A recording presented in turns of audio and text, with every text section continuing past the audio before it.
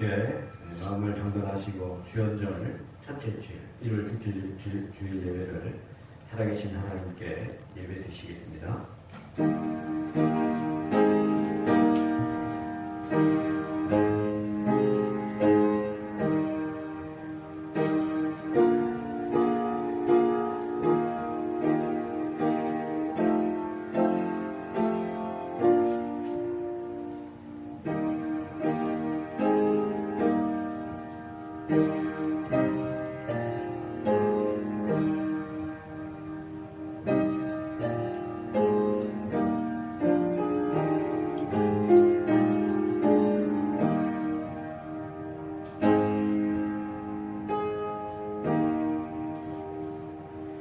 사랑과 은혜가 많으신 하나님 아버지, 하나님의 은혜를 감사를 드립니다.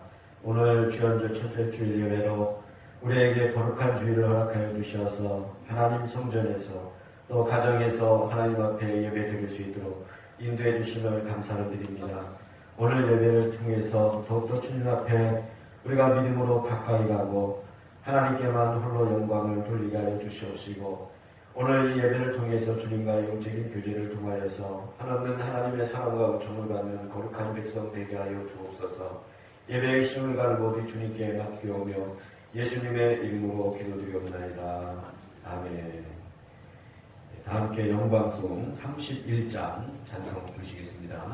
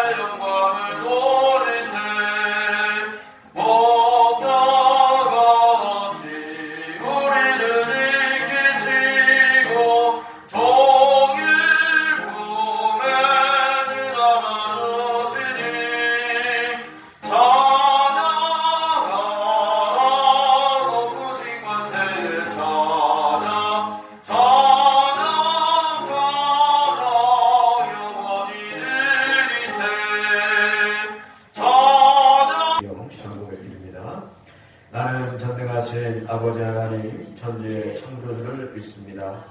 나는 그의 유일하신 아들 우리 주 예수 그리스도를 믿습니다.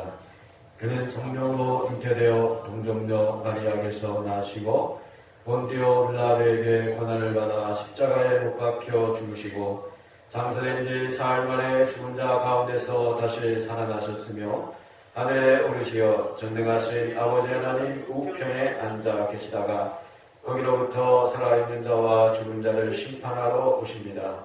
나는 성령을 믿으며 거룩한 공교회와 성도의 교제와 죄를 용서받는 것과 몸의 부활과 영생을 믿습니다. 아멘. 다 함께 찬송가 421장 찬송 부르시겠습니다.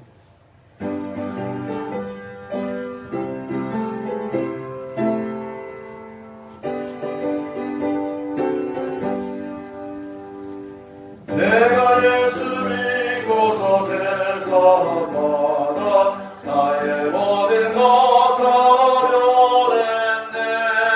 지금 내가 가는 길 천국 길이요 주의 피로 내 죄가 씻겼네.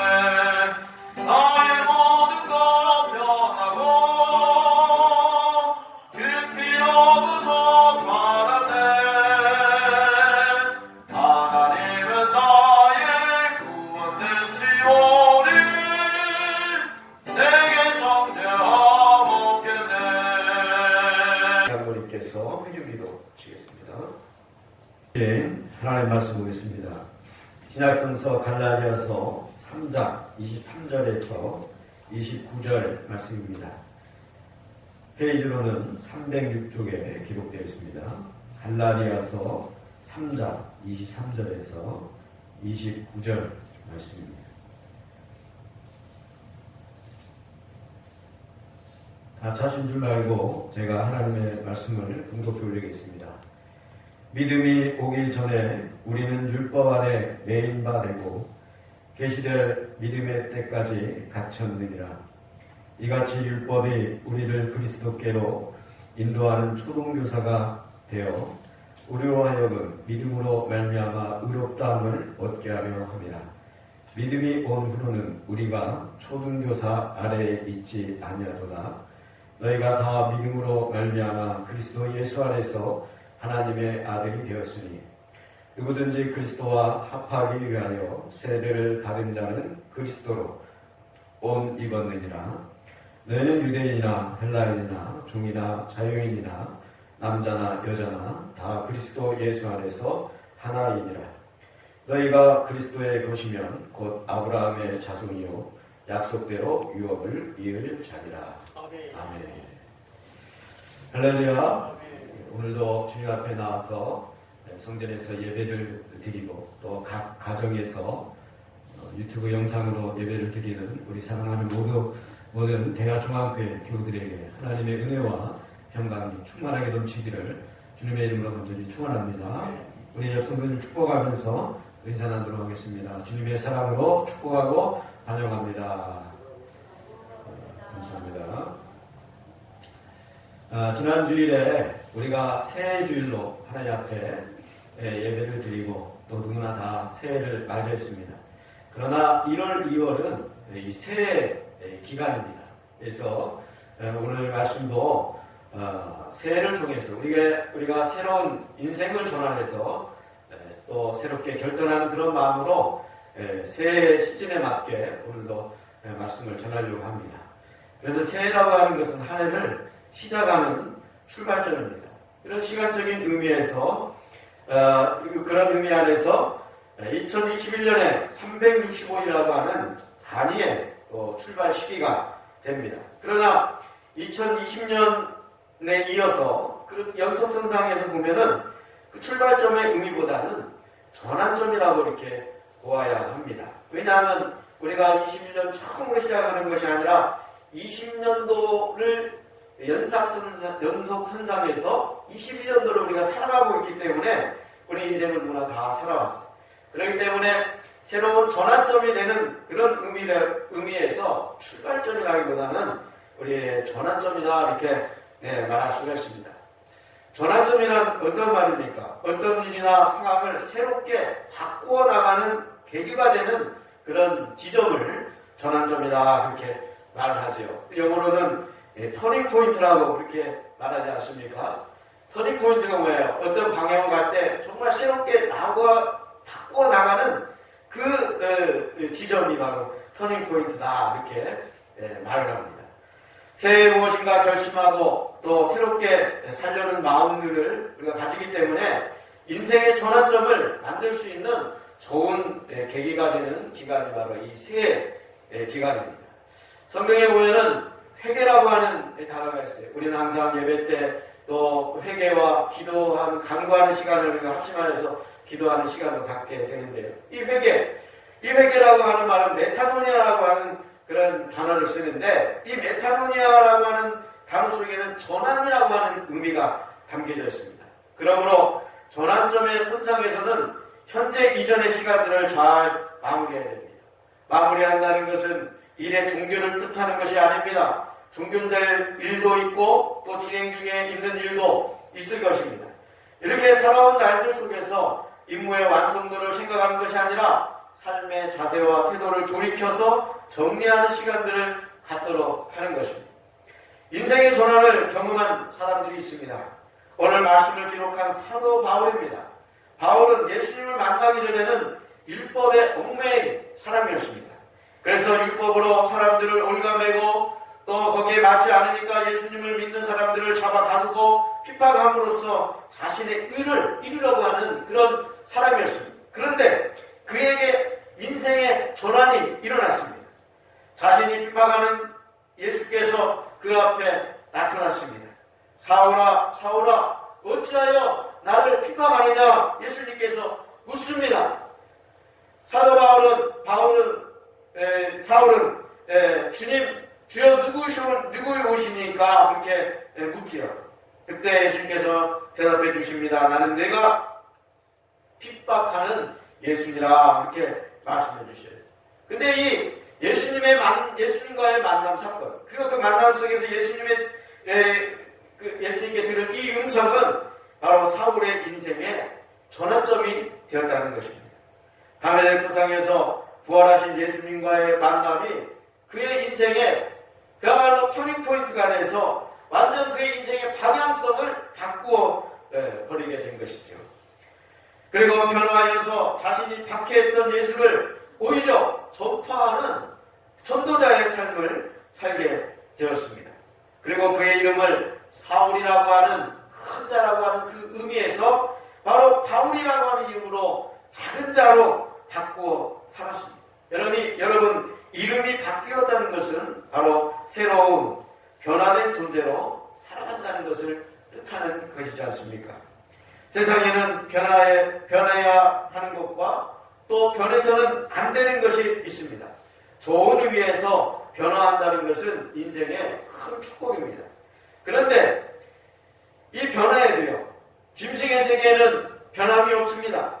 10년 전의 소나 지금의 소나 살아가는 방식이 크게 변함이 없어요. 혹시 참새 둥지를 여러분 본 적이 있습니까? 100년 전에 참새의 집이나 또 지금의 참새의 집이나 변한 것이 없습니다. 그러나 사람은 점점 변합니다. 사람에게는 죄가 있기 때문에 변합니다. 꿈이 변하고 생각이 변하고 제도가 변합니다. 그래서 사는 방식이 변합니다. 모든 시설이 편리하게 변하는 것입니다. 날마다 발전합니다. 사는 방식이 더 진보해 나갑니다. 그러나 여러분, 무조건 변화한다는 것이 좋은 것만은 아닙니다. 왜냐하면 인간의 진보와 발전이 생태계를 파괴하게 됩니다. 그래서 생태계가 파괴됨으로 말미암아 어떻습니까? 우리가 살고 있는 이 지구촌이 몸살을 앓고 있습니다. 코로나19도요.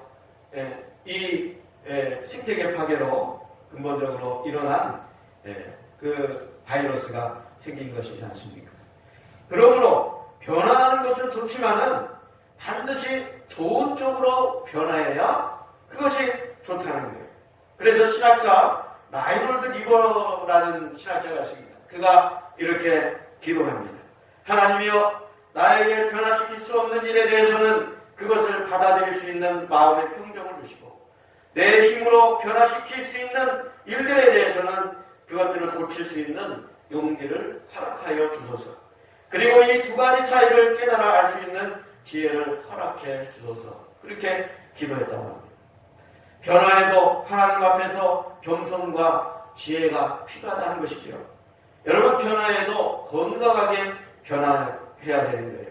우리 인류가 진보하고 발전하는 것은 좋지만 무분별하게 생태계를 파괴하면서까지 진보하는 것은요, 오히려 그것이 해가 될 수 있다는 것을 코로나19 이 사건을 통해서 우리가 분명하게 인류는 깨달아야 되는 것입니다.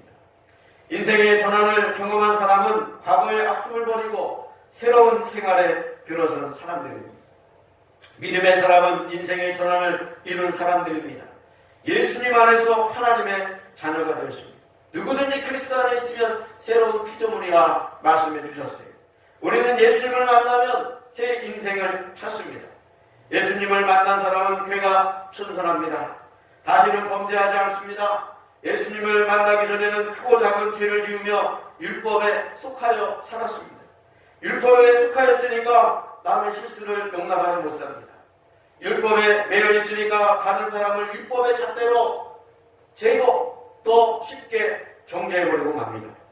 그러면서 반대로 자기에게는 한없이 관대함을 갖습니다. 예수님은 우리 정신을 상박하게 하는 이 율법주의를 깨뜨리러 오셨습니다. 그분의 십자가, 그분의 한없는 자비와 용서가 그 증거입니다. 믿음이 온 후에 우리가 다 믿음의 삶을 살아가고 있습니다. 그런데 그 믿음의 삶은 무엇이냐면 우리의 인생이 전환이 되어서 새로운 삶을 사는 것이에요. 율법의 매인 삶에서 이제 새로운 믿음의 삶을 사는, 오늘 말씀은 그것을 우리에게 역설하고 있습니다. 새 사람이 된다는 것은 거듭난 삶으로 전환되었다고 볼 수가 있습니다. 예수 그리스도의 사람이 됨으로써 거듭 새로워지는 생활이 시작된다는 것을 우리에게 알려주고 있습니다. 오늘 말씀을 보면 새로운 인생의 전환을 경험한 믿음의 사람들이 어떠한 은혜를 받았는지를 살펴보면서 나는 율법의 사람인가 아니면 믿음의 사람인가를 다시 한번 우리가 묻고 대답하면서 올 한 해도 믿음의 사람답게 건강하게 신앙생활하는 우리 믿음의 성도들 다 되시기를 주님의 이름으로 간절히 축원합니다. 그래서 먼저 첫 번째 우리가 살펴봐야 될 것은 먼저 우리는 믿음이 오기 전에는 율법의 매인자였다는 것을 23절 말씀을 통해서 우리에게 가르쳐주고 있습니다. 믿음이 오기 전에 우리는 율법 아래 매인바 되고 계시될 믿음의 때까지 갇혔느니라 말씀하고 있습니다. 하나님은 이스라엘이 하나님의 백성으로 살아가기를 원하셨습니다. 하나님은 이스라엘 백성들이 거룩하게 살기를 원하셨어요. 그리고 거룩하게 사는 지침으로 율법을 주셨습니다. 그 율법은 하나님이 그 백성들에게 주신 선물이었습니다. 율법이 있으므로 그들은 하나님의 백성이라고 하는 자부심을 가지고 살았습니다. 그런데 그 자부심이 지나친 것이 되었습니다. 그 지나친 것이 바로 문제였어요. 사람들은 좋은 것이 있으면 그것을 취하여서 나쁘게 만들 수 있습니다. 심지어 하나님이 주신 이 선물조차도 나쁜 것으로 만들어냈다는 것이 바로 성경의 역사예요. 인간이 그만큼 어리석고 교활하고 교만합니다. 백성들이 하나님이 주신 율법을 그렇게 만들었어요. 하나님이 주신 선물로 거룩을 위해 사용해야 되는데 그것을 가지고 남을 종교하는 도구로 사용했던 것입니다. 사람들이 율법을 가지고 남을 얽매이는 도구로 사용했습니다. 사실 율법은요, 하나님을 잘 경외하는 그런 선물로 사실 구약에 받았어요. 그런데 그 율법을 사람들을 정죄하고 스스로 그 얽매이게 만드는 그 도구로 사용했다는 거예요. 왜 그렇습니까? 불순종한 결과예요. 교만 때문에 그런 것이었어요. 그들의 우월의식 때문에 그 율법을 잘못 사용한 것이에요. 그래서 남을 얽매이게 했습니다. 그런데 여러분, 다른 사람만 얽매이게 했습니까? 결국 자기도 그 율법에 얽매이게 된 거예요. 율법을 지나치게 의식하여서 마음속에 믿음을 갖지 못하게 합니다. 그리고 하나님의 임재를 체험하는 믿음이 아니라 행위와 의식으로 자기 만족을 꾀하는 그런 신앙이 되고 말았습니다.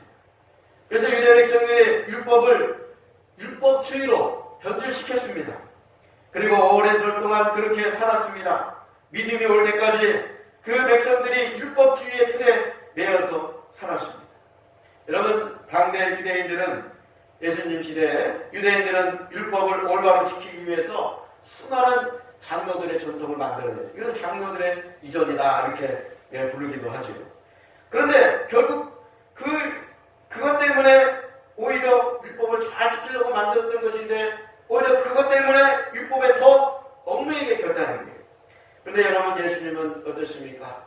복음서에 보면요, 예수님은 율법은 또한 가르쳤는데 그 율법을 널리 펼치는 그런 방식으로가 아니라 예수님은 그 율법을 응집하는 방식으로, 곧 하나님을 사랑하고 이웃을 사랑하라고 그 율법의 핵심을 분명하게 집약해서 가르쳐 주셨습니다. 그래서 예수님은 율법을 가르치셨지만 그 율법에 얽매이지 아니하고 그 율법의 내용을 바르게 가르쳐 주심으로써 그 율법을 해방시켰어요. 바로 하나님을 사랑하고 이웃을 사랑하라고 하는 그 율법을 제대로 가르쳐 주셨습니다. 그러면서 믿음을 우리에게 보여주셨어요. 만약에 믿음이 오지 아니했다고 하면 우리는 여전히 율법에 매인 사람으로 살 것입니다. 문제는 믿음이 왔는데도 불구하고 그 율법에 매여서 사는 사람이 문제인 것입니다. 새로운 것이 왔음에도 불구하고 옛것에 매여서 사는 것이 돼서는 안 되는 것이죠. 여러분, 오늘 말씀을 통해서 우리는 어떻습니까? 우리 한국교회와 또 우리의 신자, 특별히 우리 개신교는 율법에 매여서 바리새적인 그런 율법주의를 우리가 고수하고 있지 않는지, 이 코로나19 시대 속에서 우리가 다시 한번 우리 신앙의 모습들을 성찰하고 정말 예수님께서 가르쳐준 대로 바리새적인 율법주의를 경계하고 율법의 그 참 의미를 우리가 되새기면서 바로 믿음으로 그 하나님의 사랑하고 이웃을 사랑하는 그 참된 그 율법의 내용을 가지고 우리가 신앙생활을 해야 될 줄로 믿습니다. 두 번째로는 믿음이 온 후에 의롭게 되었습니다. 바로 24절과 25절 말씀에 우리에게 가르쳐주고 있죠. 이같이 율법이 우리를 그리스도께로 인도하는 초등교사가 되어 우리로 하여금 믿음으로 말미암아 의롭다함을 얻게 하려 합니다. 믿음이 온 후로는 우리가 초등교사 아래에 있지 아니하도다 말씀하고 있습니다. 하나님의 백성들을 자유케 하고 싶으셨습니다. 하나님이 율법으로 의롭게 되지 못하는 백성들에게 의롭게 되는 새로운 방법을 가르쳐주셨어요. 율법은 구원을 이루지 못합니다. 하나님은 구원을 이루는 대안을 백성들에게 제시하셨습니다. 그것이 곧 예수 그리스도를 하나님의 아들이요 우리의 구세주로 믿는 믿음입니다. 그런데 여러분, 여기서 질문이 생깁니다. 그러면 율법이 어떻게 되는 것입니까? 새 것이 왔는데 옛 것은 폐기 처분되어야 하지 않겠습니까? 그런데 폐기 처분되지 않았습니다. 율법도 필요한 용도가 있기 때문에 그렇습니다. 여전히 필요한 용도가 있기 때문에 율법의 용도가 폐기되지 않았습니다. 그러면 율법의 용도가 무엇입니까? 그것은 율법으로는 구원을 이룰 수 없다는 한계를 사람들에게 가르쳐주는 그런 도구가 되는 것이죠.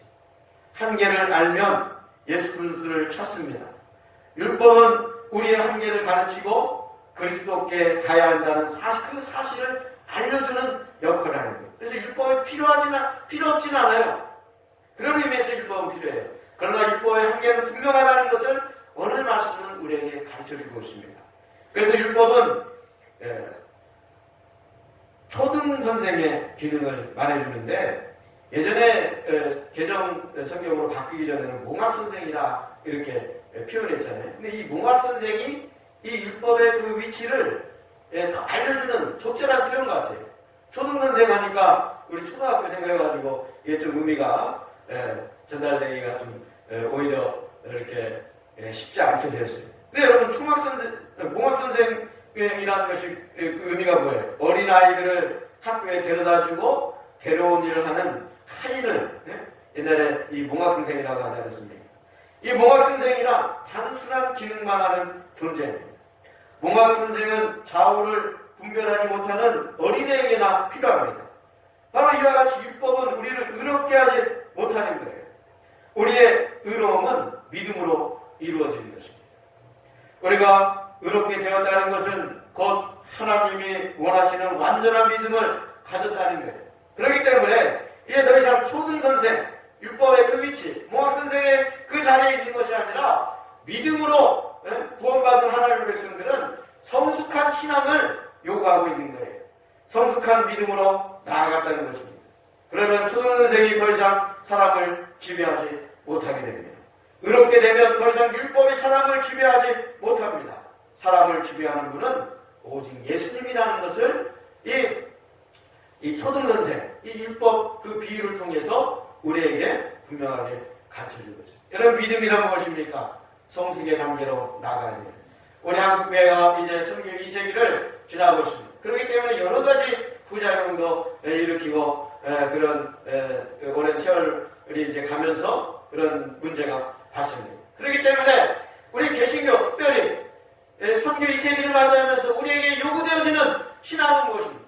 이 초등 선생의 그런 신앙의 수준이 아니라 이제는 성숙한 어른의 신앙이 필요한 거예요. 그렇기 때문에 우리는 말씀 중심으로, 그리고 또 믿음의 그 진리 안에서 정말 성숙한 믿음이 무엇인가를 다시 한번 성찰할 수 있는 말씀이 오늘 말씀이 되겠다 우리 생각하고, 항상 이 어려운 시대에 우리가 한국교회의 위기를 맞고 있습니다.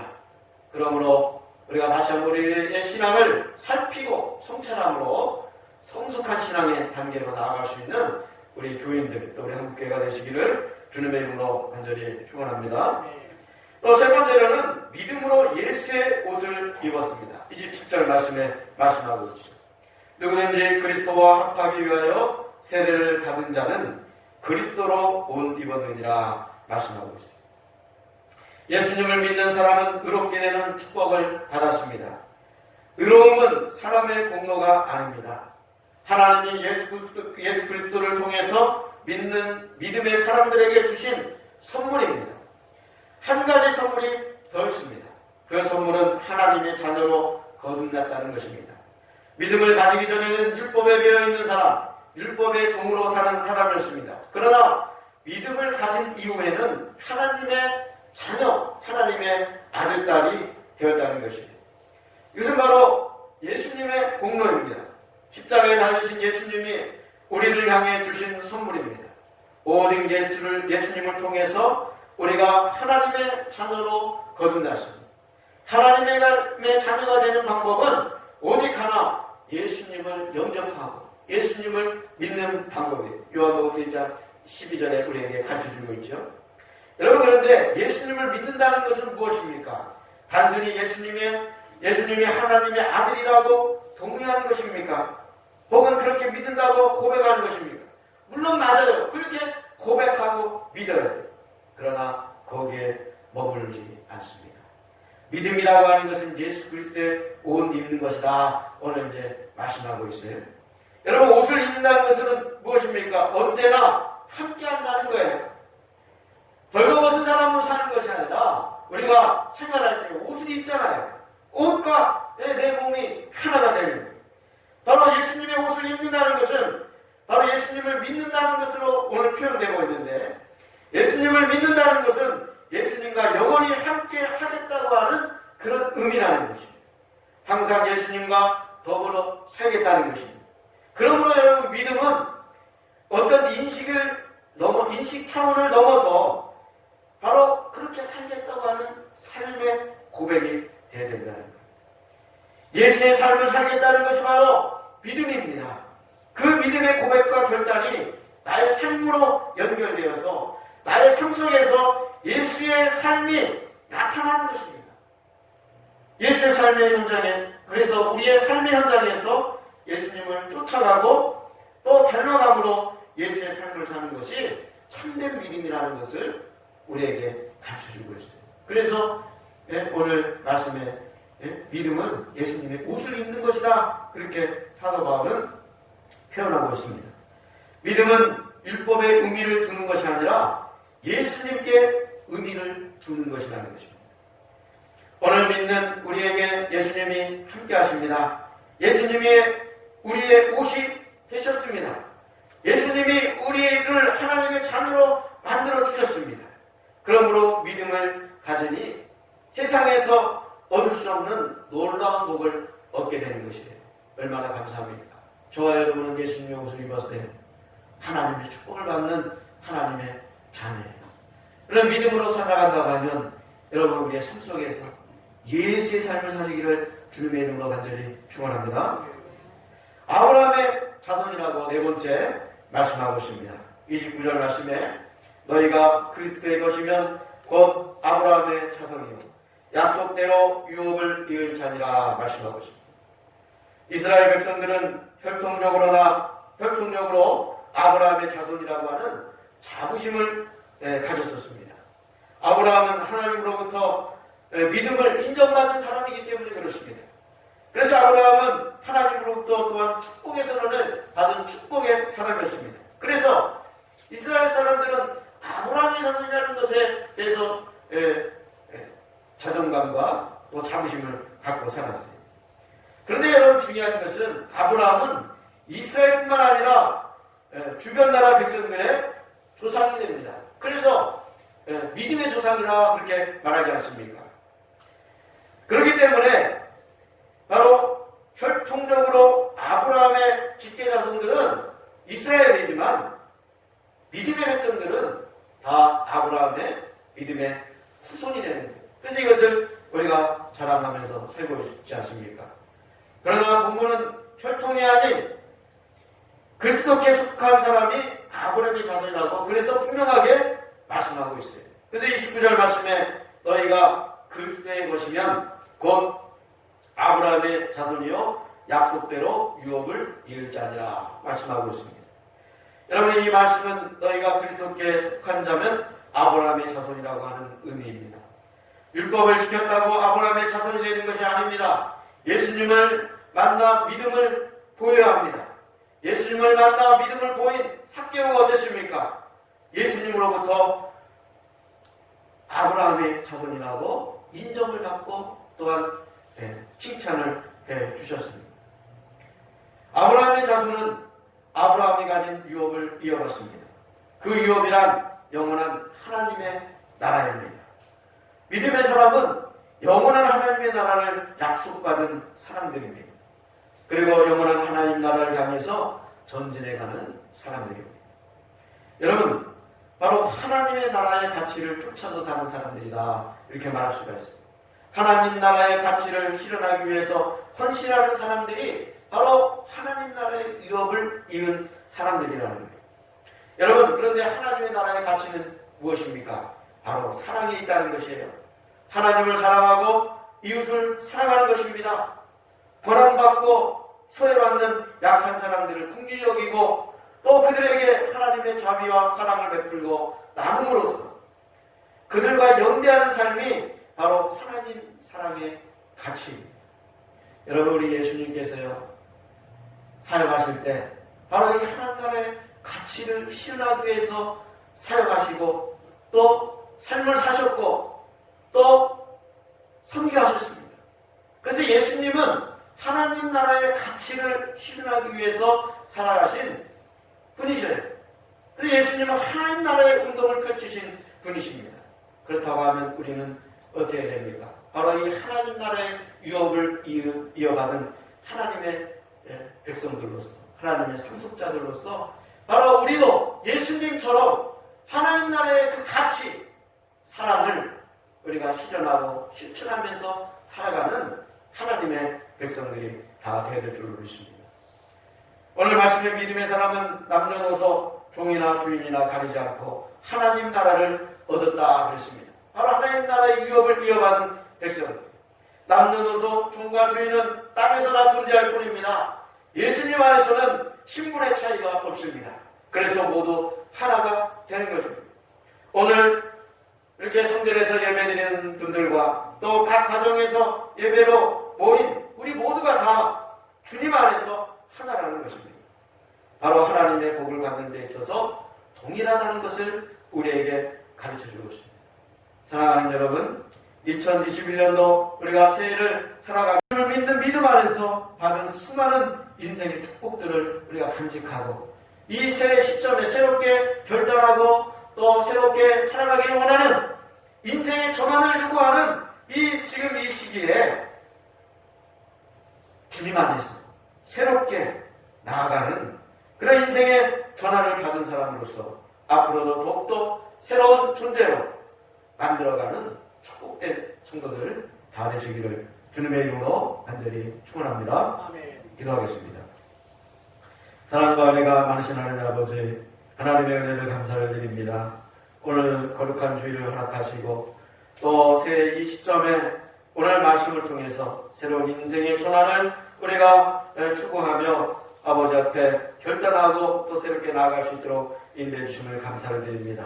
우리를 새롭게 하는 것은 오직 믿음입니다. 아버지는 율법에 얽매인 옛사람이 아니라 그리스도 안에서 믿음으로 새로운 존재로 나아가게 하여 주시옵시고 하나님 나라의 가치를 아버지 실천하며 그 나라를 위해서 살아갔던 예수님처럼 예수의 삶을 살아감으로 말미암아 새로운 존재로 나아갈 수 있도록 주님 축복하여 주옵소서. 예수님의 이름으로 기도드리옵나이다. 아멘.